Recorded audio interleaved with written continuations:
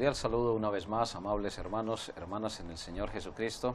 Estamos muy agradecidos con el Señor que Él nos permita compartir una vez más estas maravillosas enseñanzas de nuestra materia Doctrina Bautista en un año o Doctrina de la Iglesia del Señor Jesucristo en 52 lecciones. Nos disponemos a iniciar bajo la dirección y con la ayuda de su Santo Espíritu la lección número 39. En esta lección vamos a tratar de profundizar en la recepción, expulsión y registro de miembros en una iglesia de Cristo. Le rogamos el favor de que nos acompañen en unos momentos de oración a nuestro Padre Celestial. Bendito Señor Dios amado y todopoderoso, ayúdanos Señor una vez más a reconocer tu maravillosa enseñanza en tu palabra. Por intermedio de tu Santo Espíritu sabemos que solo Él nos puede guiar a toda la verdad. Rogamos en este momento que bendigas cada una de las personas que nos acompañan, los hermanos, las hermanas, las personas que puedan estar sin Cristo, porque es posible que haya personas sin Cristo, que tú les ayudes también a tomar esa decisión. En este momento nos encomendamos, pedimos tu bendición y pedimos también por las necesidades de cada uno de los estudiantes y el avance también de este seminario bíblico bautista misionero latinoamericano. En Cristo Jesús te alabamos en este momento. Amén. Recepción, expulsión y registro de miembros. Uno de los textos básicos que usa aquí el escritor de estos estudios está referido en el libro de Romanos. Y vamos a ir por favor al libro de Romanos inicialmente en el capítulo número 14, en el verso número 1, para tener una breve explicación de uno de los textos que resiste más discusiones en estos últimos tiempos. Romanos capítulo 14, verso número 1 y verso número 2. Romanos 14, 1 dice la palabra del Señor: recibid al débil en la fe, pero no para contender sobre opiniones, porque si uno cree que se ha de comer de todo y otro que es débil come legumbres. Verso número 3. El que come no menosprecie al que no come, y el que no come no juzgue al que come, porque Dios le ha recibido.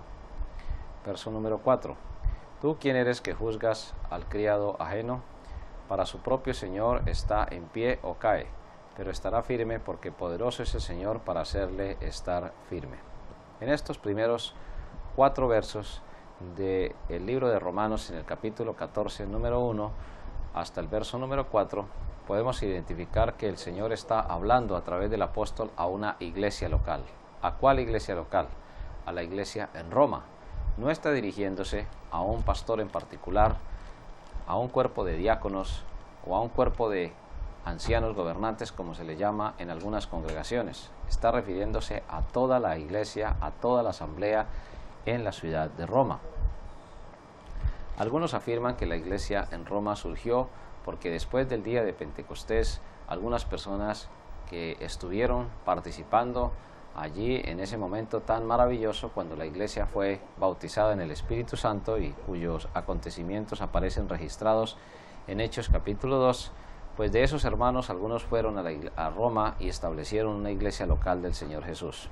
Se cree firmemente que una de las razones por las cuales históricamente la iglesia en Roma se dividió fue precisamente por el asunto de la disciplina. No es para todos un secreto saber que lo que hoy en día queda del cristianismo en Roma pues está muy alejado a lo que verdaderamente el Señor dio a conocer en su palabra en cuanto a su voluntad. La iglesia en Roma fue una de las primeras iglesias que se dividió finalizando el primero y al empezar el segundo siglo después de Cristo, y se dividió precisamente por el asunto que vamos a tratar aquí en este caso. La pregunta pertinente es: ¿tiene una iglesia de Cristo la autoridad o la potestad, o le ha dado Dios la autoridad o la potestad a una iglesia para recibir, para separar en determinado momento, para expulsar también miembros de su comunión local? Evidentemente sí. La iglesia ha recibido esa autoridad. De hecho, Jesús se lo dijo al apóstol Pedro como miembro de la iglesia. Jesús, hablando a la iglesia y hablándole a Pedro como miembro de la iglesia, le dijo claramente: todo lo que atéis en la tierra será atado en los cielos, y todo lo que desatéis en la tierra será desatado en los cielos. y previamente le había dicho: a ti te daré las llaves del reino de los cielos. La palabra llaves es usada allí en sentido simbólico. Cuando un alcalde llega a otra ciudad donde ha sido invitado, simbólicamente le entregan las llaves en símbolo de autoridad. Las llaves siempre han sido símbolos de la autoridad que el Señor Jesús le dio a la iglesia, porque una llave sirve para entrar a una vivienda, a una habitación, a un consultorio, a una oficina, pero también sirve para cerrar y salir. De tal forma que la expresión llaves está indicando la autoridad que el Señor le dio a su primera iglesia, la iglesia de Jerusalén, y de iglesia en iglesia, cada una de las iglesias ha venido ejerciendo la autoridad. Si en el capítulo anterior hablábamos de la independencia de una iglesia del Señor Jesucristo, aquí vamos a profundizar en el desarrollo de esa independencia, que empieza por la recepción y separación de los miembros. Aquí se le dice a la iglesia en Roma: recibid al débil en la fe.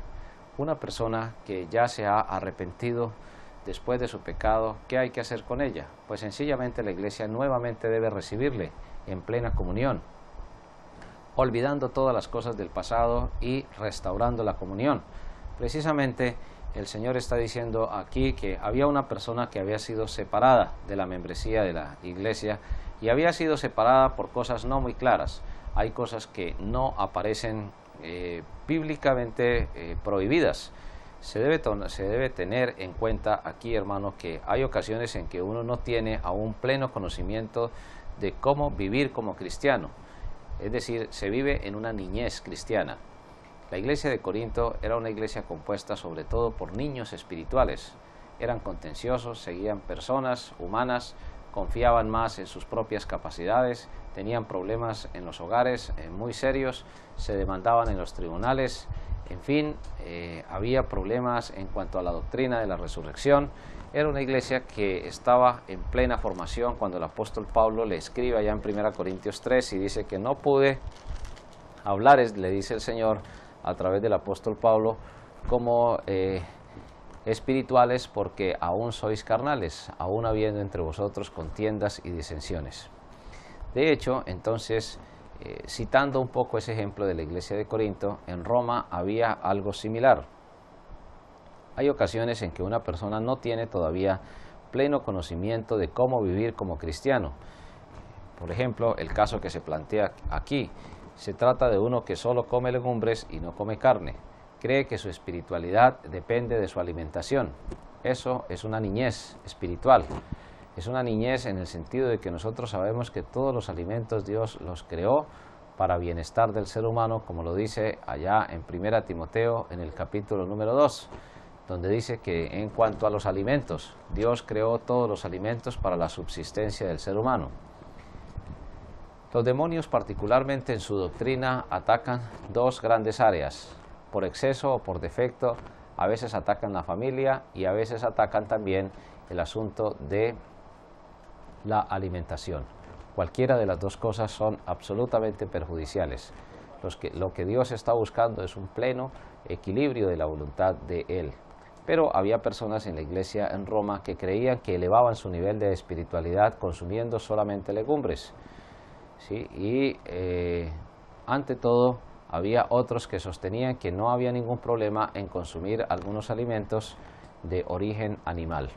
Por eso, apreciados hermanos o hermanas, había una seria situación que definir allí en la iglesia, y se habían inclusive enemistado, se puede decir, por asuntos de opinión.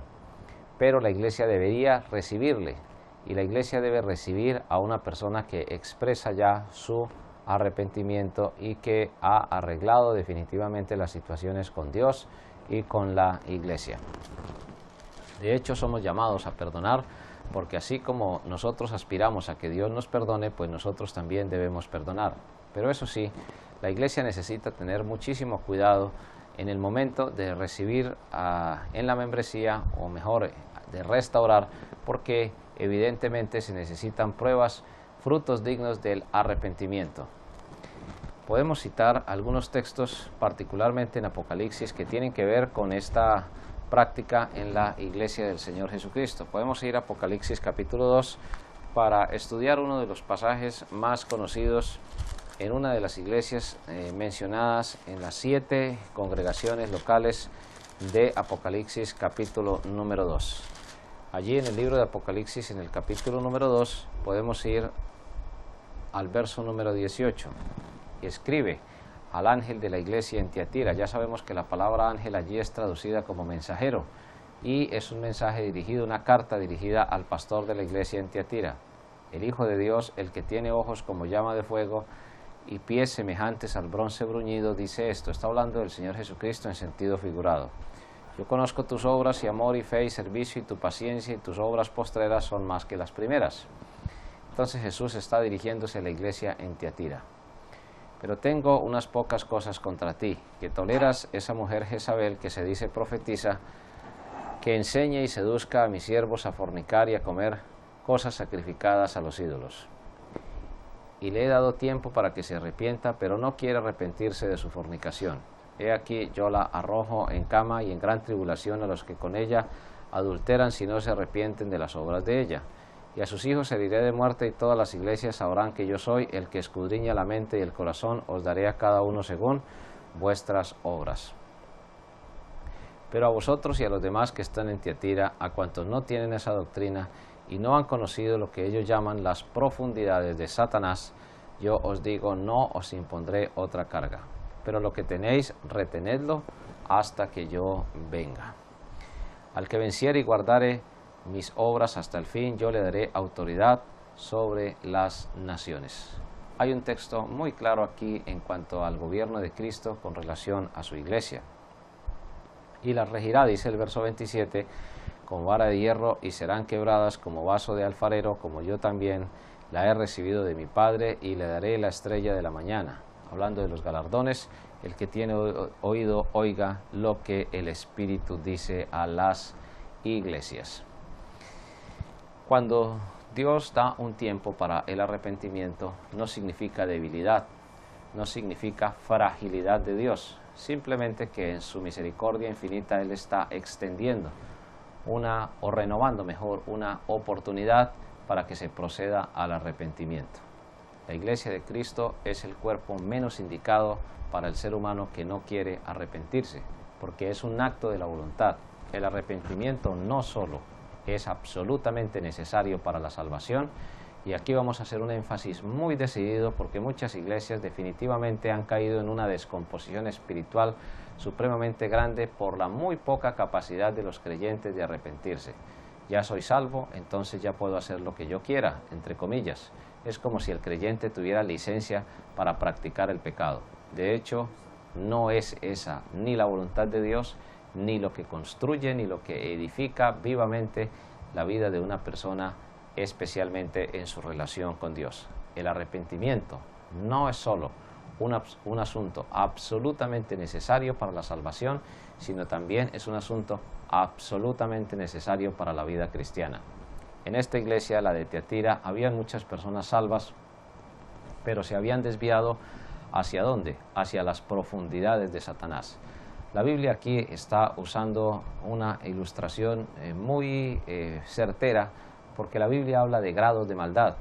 No es lo mismo un mal pensamiento que ya algunos actos que traen destrucción a la vida de la persona.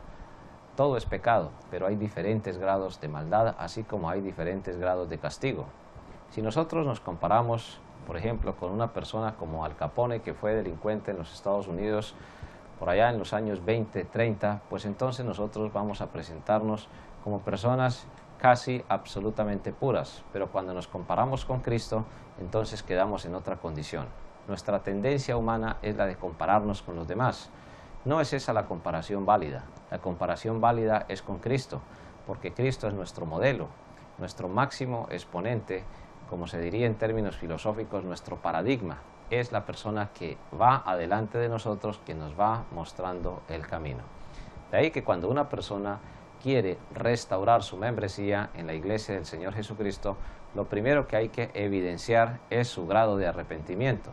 Si la persona ha arreglado su situación delante de Dios y delante de las personas, ha pedido perdón, se le ven realmente frutos dignos de arrepentimiento, pues la iglesia necesariamente tendrá que recibirle nuevamente en la comunión con el Señor y con su iglesia. Pero si no hay esa prueba evidente de arrepentimiento, pues se le exhortará al hermano para que verdaderamente arregle su situación y se arrepienta del pecado. Lo que se puede decir entonces es que el arrepentimiento no solo es necesario para la salvación, sino también es necesario en la vida cristiana.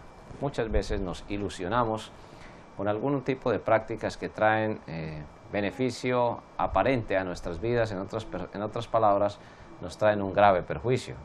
Los más grandes perjuicios son aparentes beneficios, y lo que Dios está dando aquí a entender y a conocer a través de su palabra es muy certero. La iglesia en Roma debía recibir a una persona que era débil en la fe, una persona que se había debilitado, y debía restaurarle en plena comunión con Dios y con la iglesia. Otro de los textos que podemos analizar a la luz de esta enseñanza lo encontramos en 2 Corintios y está allí referido en el capítulo número 2. La iglesia en Corinto debía en determinado momento proceder a recibir a una persona que se había ya arrepentido. 2 Corintios en el capítulo número 2, vamos a leer desde el verso número 5.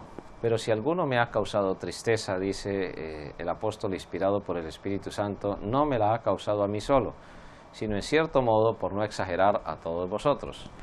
Pablo está haciendo una suposición. La verdad es que él se había sentido supremamente triste porque la iglesia había tenido que ejecutar la disciplina. A veces se ejecuta la disciplina con una actitud inapropiada. A veces se ejercita la disciplina en la iglesia con ánimos de venganza los unos contra los otros, pues no es esa la voluntad de Dios. Lo que Dios está diciendo aquí es que es absolutamente necesario también entender que cuando hay que disciplinar hay que hacerlo con tristeza. Es similar a cuando se disciplina a un hijo.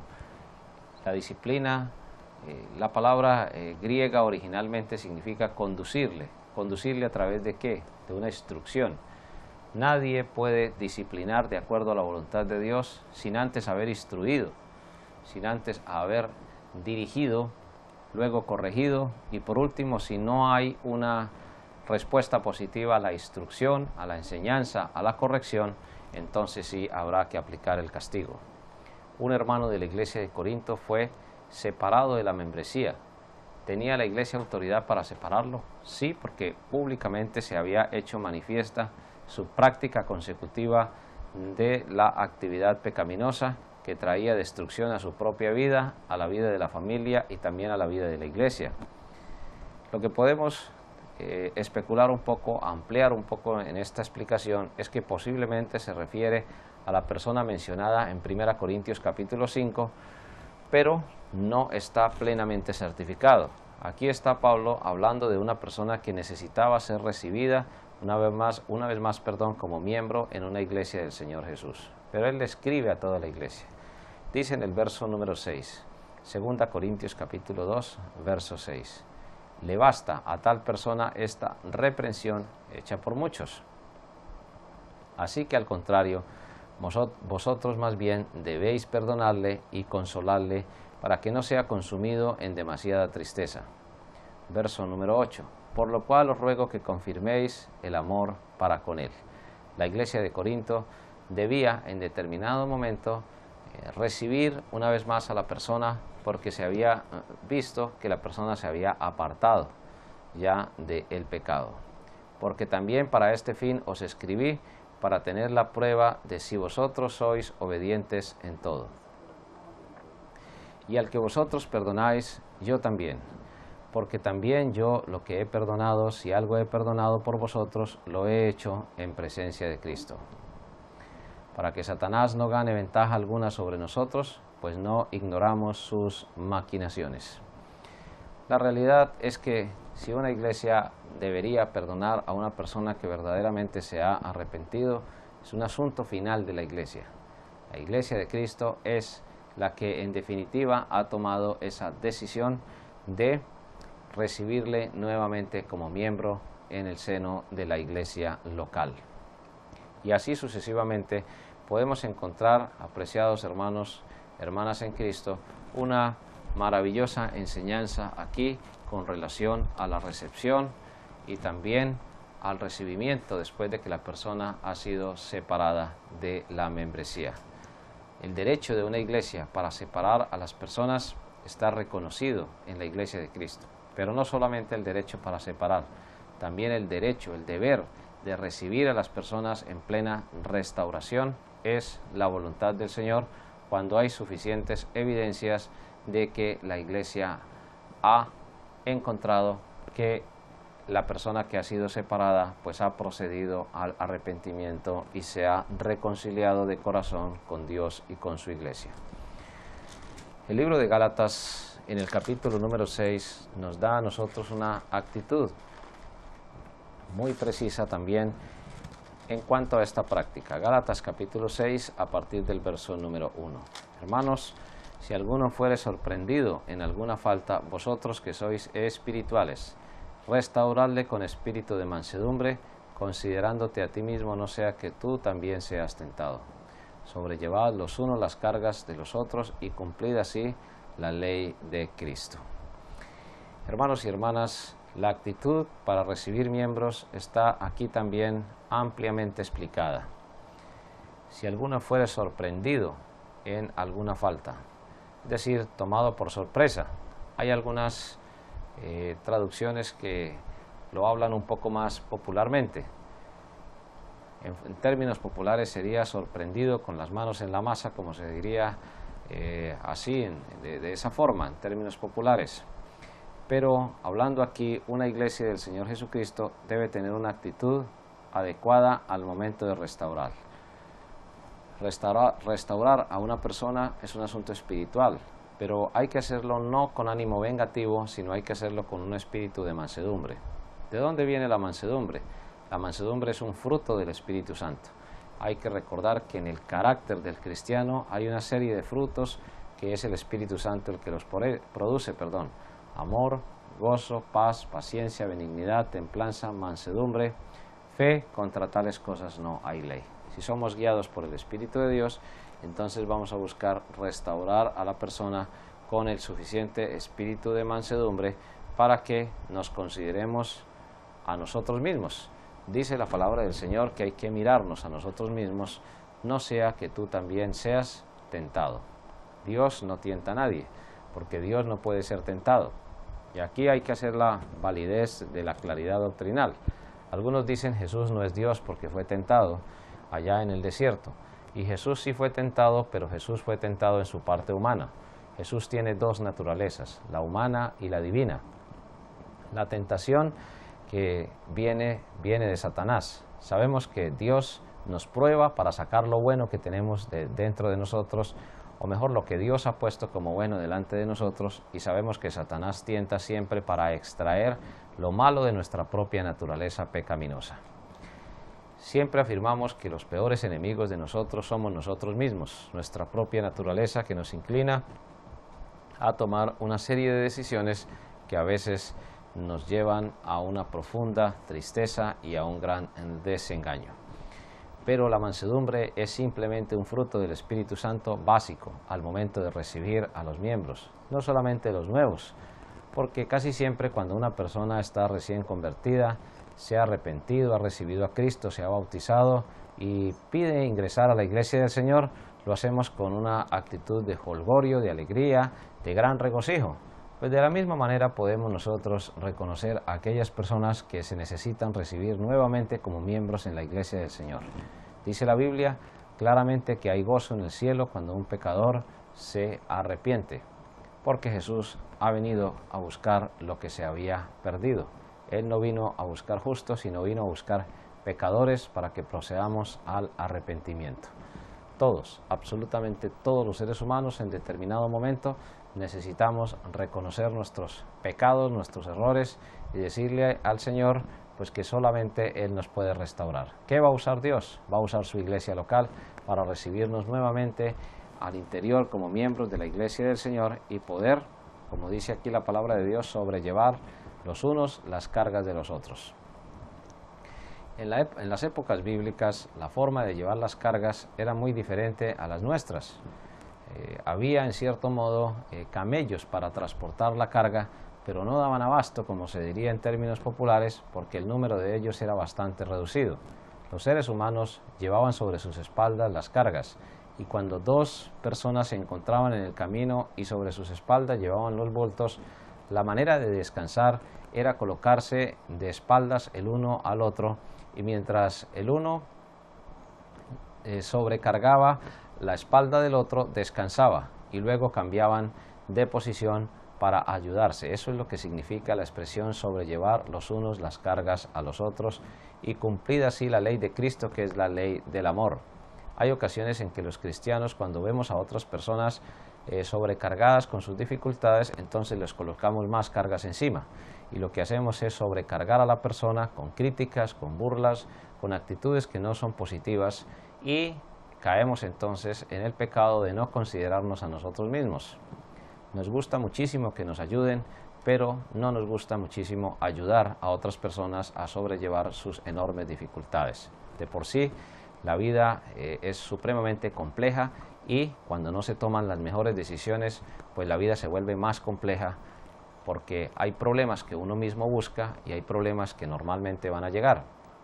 Pero si a los que han de llegar nosotros le añadimos otros que buscamos nosotros mismos por nuestras malas decisiones, pues sencillamente vamos a necesitar en determinado momento que una iglesia, un hermano o una hermana nos ayude a sobrellevar las cargas los unos a los otros, cumpliendo así la ley de Cristo. Cuando una iglesia del Señor tiene una actitud espiritual, y no se está hablando de una tolerancia excesiva del pecado, de lo que se está hablando claramente es de cultivar el compañerismo ayudándonos unos a otros.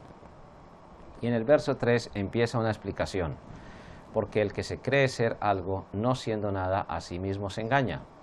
Así que cada uno someta a prueba su propia obra, y entonces tendrá motivo de gloriarse y solo respecto de sí mismo y no de otros, porque cada uno llevará su propia carga. Hay una comparación muy bonita en cuanto a la forma como las personas tenían que transportar los productos en esas épocas sobre sus espaldas, y cómo hoy sigue siendo una realidad que hay ocasiones en que la vida se convierte en una carga supremamente pesada y dura, pero estamos precisamente para eso, para ayudarnos a llevar las cargas los unos a los otros. El que es enseñado en la palabra, dice en el verso número 6, haga partícipe de toda cosa buena al que le instruye. Y en el verso número 7 hay una afirmación: no os engañéis, Dios no puede ser burlado, pues todo lo que el hombre sembrare, eso también segará, porque el que siembra para su carne, de la carne segará corrupción, mas el que siembra para el Espíritu, del Espíritu segará vida eterna. No nos cansemos pues de hacer bien, porque a su tiempo cosecharemos o segaremos si no desmayamos. Así que según tengamos oportunidad, hagamos bien a todos y mayormente a los de la familia de la fe. Desde los versos 1 hasta el verso número 10 nos habla de la forma, de la actitud espiritual que hay que tener con relación a un hermano que peca, que ha sido disciplinado a veces, que ha sido separado de la membresía. Hay ocasiones en que la iglesia debe ejecutar ese tipo de juicios, pero debe hacerlo considerando siempre la ley de Cristo, en primer lugar. En segundo lugar, debe hacerlo siempre pensando en que el propósito es restaurarle con espíritu de mansedumbre. Y en tercer lugar, debemos considerarnos a nosotros mismos, no sea que nosotros también seamos tentados. Y por último, debemos reconocer que la iglesia, como iglesia del Señor, estamos llamados siempre a hacer el bien absolutamente a todos y mayormente a los creyentes. Teniendo ya esa consideración en mente, entonces podemos ir a cada una de las diferentes secciones de esta lección. El pasaje del Evangelio según San Mateo, en el capítulo número 18, de los versos 16 hasta el verso número 18, ya ha sido explicado en otras oportunidades y no vale la pena repetirlo nuevamente, porque allí se le autoriza a una iglesia local a que cuando una persona definitivamente no ha querido arreglar su conflicto, pues de hecho necesita nuevamente regresar a la comunión de la iglesia, si es que la iglesia lo ha separado de la membresía por esta conducta de no arreglar sus situaciones personales. Ya vimos en las lecciones anteriores que hay diversos tipos de ofensas, particularmente en la lección número 6 vimos que habían ofensas personales, ofensas públicas, ofensas doctrinales y cómo se podía terminar la membresía en una iglesia del Señor Jesús. Pero aquí se nos habla ya de restauración. Se nos dice que cuando una persona procede a arrepentirse y a presentar delante de la iglesia su perdón, pues la iglesia, previa verificación de que las situaciones han quedado debidamente arregladas, pues procederá a involucrarse nuevamente en recibirlo como miembro. Que hay que tener mucho cuidado, evidentemente. La iglesia debe tener mucho cuidado en que verdaderamente haya frutos dignos de arrepentimiento, que se haya reparado la situación hasta cierto punto, hasta donde sea posible arreglar la situación delante de Dios y delante de los hombres. A veces hay miembros que se aprovechan de estos pasajes que acabamos de leer para convertir la reconciliación y la separación como en una especie de juego. Están un año reconciliados con la iglesia, después se separan de la iglesia, caen en unas conductas que definitivamente desdicen de su testimonio cristiano, causan enormes perjuicios a ellos mismos y a otras personas y se vuelven ciclos en la vida del creyente. Durante un tiempo son miembros de la iglesia, después abandonan la iglesia, regresan nuevamente al mundo y así sucesivamente están desde el mundo hacia la iglesia, desde la iglesia hacia el mundo, y su condición de vida no es una condición de testimonio delante de Dios y delante de las personas.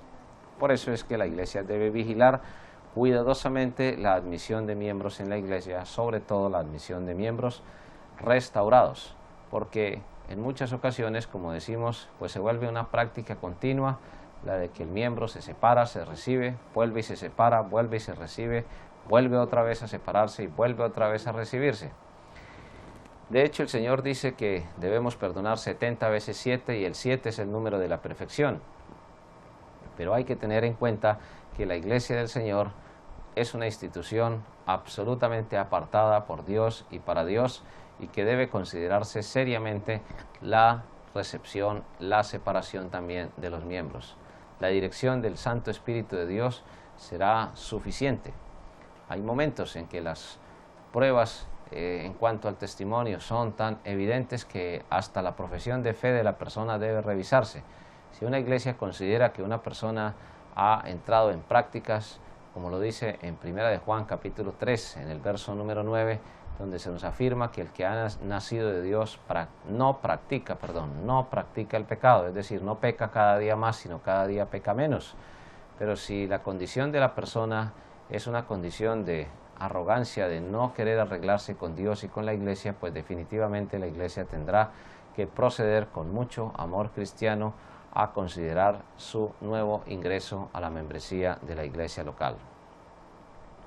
De ninguna manera hay que rebajar el valor de esta práctica en la iglesia del Señor Jesucristo.